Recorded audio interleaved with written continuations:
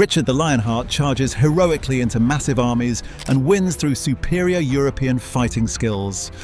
Noble knights defeated Saracen forces through courage and better armor.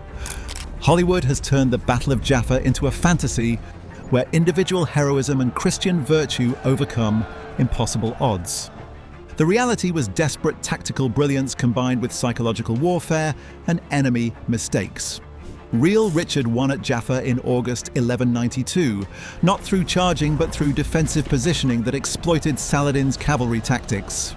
The tiny crusader force survived and won because they understood exactly how Muslim horse archers fought and built a formation that those tactics couldn't break.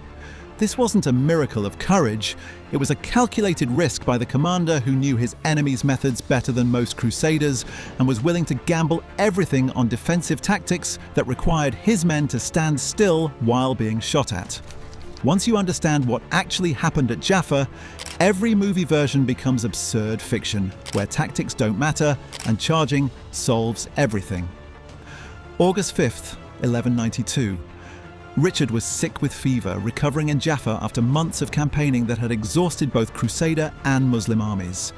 The Third Crusade was ending in a negotiated stalemate. Richard had retaken the coast but failed to recapture Jerusalem. Both sides were ready for peace. Then Saladin's scouts reported that Jaffa was barely defended. Richard had sent most of his army north. The city held perhaps 50 to 80 knights and a few hundred infantry. Saladin saw an opportunity to recapture the critical coastal fortress before peace was finalized. The Muslim army approached Jaffa. Sources disagree on numbers, but Saladin commanded somewhere between 7,000 to 30,000 men, mostly cavalry with supporting infantry. The traditional chronicles say 30,000, but modern historians suggest 7,000 to 15,000 is more plausible. Regardless, the force was massive compared to the handful of crusaders inside Jaffa. Richard was aboard a ship when he learned Saladin was attacking. He was still feverish, still recovering. His commanders urged him to sail away. Jaffa was lost. Landing would mean death or capture. Richard reportedly jumped into the surf in armor and waded ashore, calling for anyone willing to follow. The image became legendary. The king, chest deep in Mediterranean waters, armor dripping, sword raised, shouting for volunteers. Some chronicles suggest he landed with theatrical flair, specifically to inspire his men and intimidate observers. Whether calculated or impulsive, the effect was immediate. Knights and soldiers followed him ashore. The force that landed was tiny. Chronicles suggest 80 to 100 knights, perhaps 400 Italian crossbowmen and infantry. Modern analysis thinks even these numbers might be inflated. Richard may have had 50 to 60 actual knights and 200 to 300 total troops. What's documented is that the force was absurdly small compared to the army Saladin was bringing. The terrain outside Jaffa was open ground, no castle walls to defend, no prepared fortifications. Richard had hours before the Muslim army arrived in force. He needed to create a defensive position from nothing that could stop cavalry charges. His tiny force couldn't survive. The formation Richard created was an engineering solution to a tactical problem. Against cavalry-heavy armies, the Crusaders' advantage was infantry discipline and armoured resilience. The weakness was mobility and numbers. Richard built a defence that maximised strengths while negating weaknesses. The front line was kneeling spearmen. Each man drove his spear butt into the ground at an angle, creating a hedge of steel points facing outward. The spears were braced immovable by individual cavalry horses. A horse couldn't charge through a wall of grounded spears without impaling itself. The spacing was specific. Close enough that horses couldn't slip between spears, wide enough that defenders could move and adjust. Each spearman had a large shield planted in front of him, creating a wooden wall behind the spear hedge. Behind the spearmen, crossbowmen stood in ranks.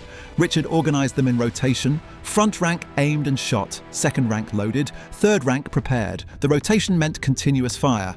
As soon as one crossbowman shot, another was ready.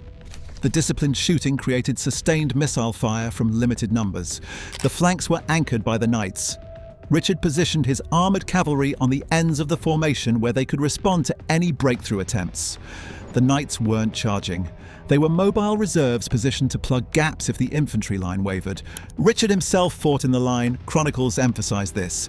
The king in armor standing with his men rather than commanding from behind. The psychological impact on both sides was substantial. Crusaders saw their king sharing their danger. Muslims saw the legendary Malik Rik in person, making him a target, but also demonstrating crusader desperation and determination. The position was static defense. Richard was gambling that Saladin's cavalry would attack using standard tactics and that his defensive formation could withstand the assault long enough to break Muslim morale.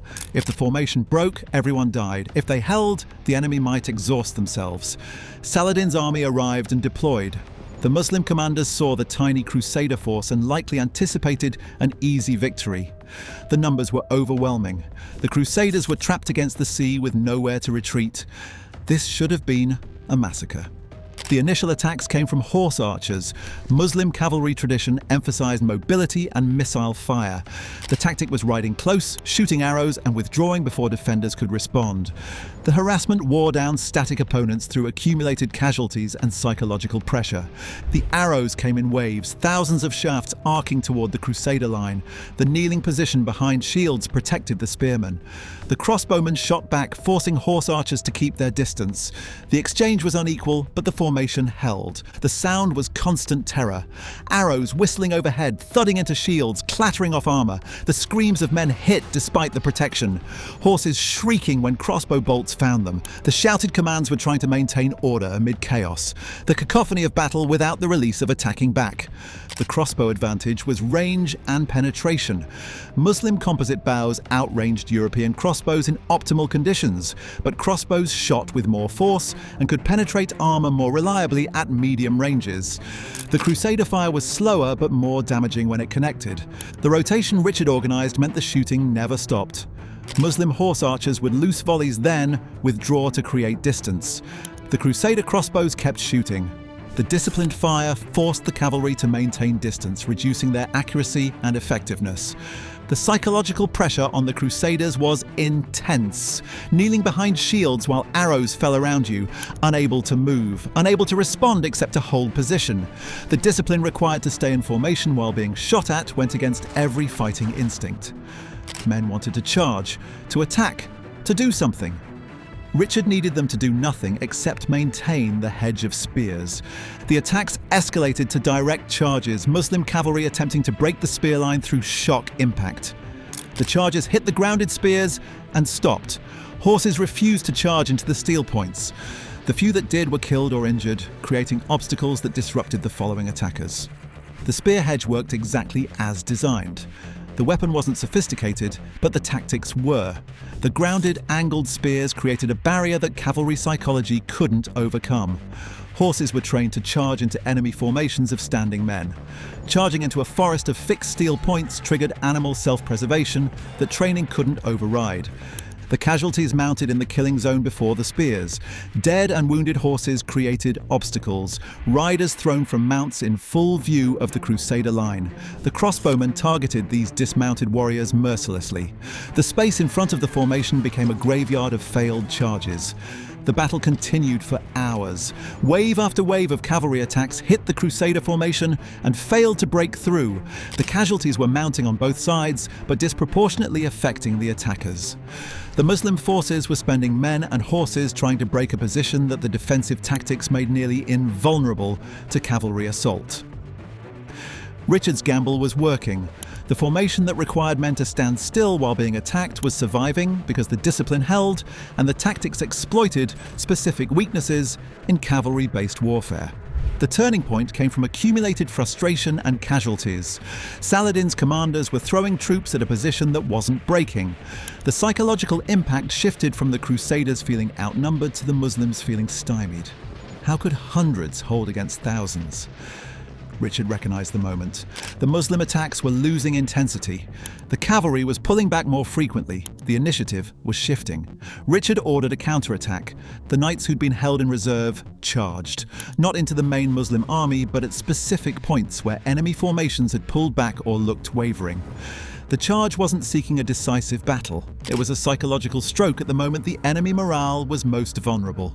The sight of Crusader knights suddenly attacking after hours of defensive stance shocked the Muslim forces. The men who'd been kneeling passively behind spears were now thundering forward on horseback. The reversal was unexpected and demoralizing. The defenders weren't broken, they were attacking.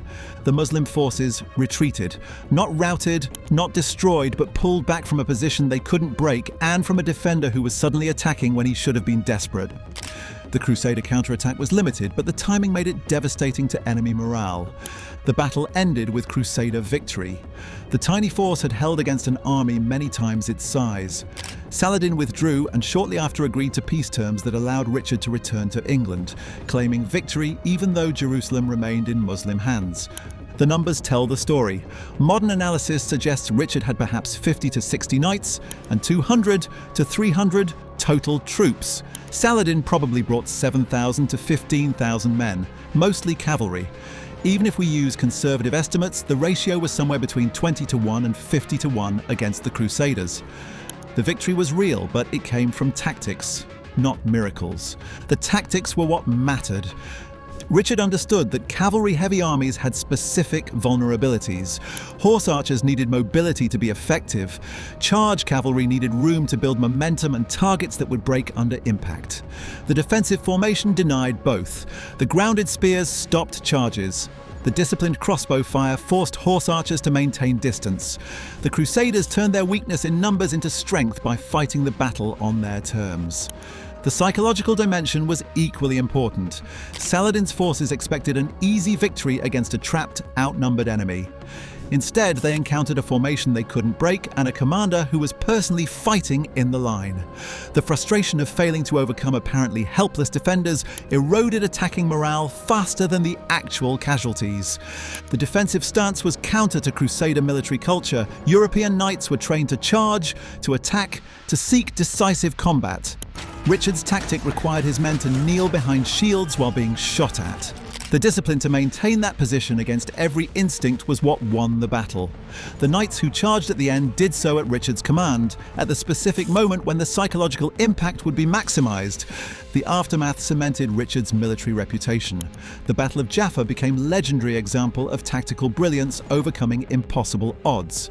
The reality was more interesting than legend. Richard didn't win through superior courage or better warriors. He won through a superior understanding of enemy tactics and a willingness to use defensive methods that European military tradition usually scorned. Movies show Richard charging heroically against overwhelming numbers and winning through courage and skill. Real Richard won by making his men kneel in defensive formation for hours while being shot at, then timing a limited counterattack for maximum psychological impact. Hollywood portrays Crusaders as superior fighters defeating Saracens through European martial prowess. Real victory came from exploiting specific tactical vulnerabilities in cavalry-based warfare, using defensive techniques that worked precisely because they were unexpected. Films ignore that the formation was a static defense designed to stop cavalry. Real Crusaders spent the battle kneeling behind grounded spears while crossbowmen shot in disciplined rotation. The tactics were an engineering solution, not heroic combat. Movies never show the discipline required to hold a position while being attacked. Real Crusaders had to fight their own instincts to charge while maintaining formation integrity, which made the defense work. The mental challenge exceeded the physical. Hollywood emphasizes charging knights. Real knights at Jaffa were held in reserve and only charged when Richard identified the specific moment enemy morale was most vulnerable. The charge was a tactical stroke, not a primary fighting method. Films suggest the numbers were close or Crusader quality overcame quantity. Real ratio was probably 20 to 1 or worse against the Crusaders. The victory came from tactics that made numbers less relevant, not from superior individual warriors. Richard the Lionheart won at Jaffa through calculated defensive tactics that exploited enemy weaknesses and required discipline. His tiny force barely maintained. The grounded spears stopped cavalry charges. The crossbow rotation provided sustained fire. The static defense frustrated the attacking army until their morale broke. The victory wasn't a miracle or superior courage. It was tactical brilliance by a commander who understood his enemy better than most crusaders and was willing to use methods European military tradition usually rejected.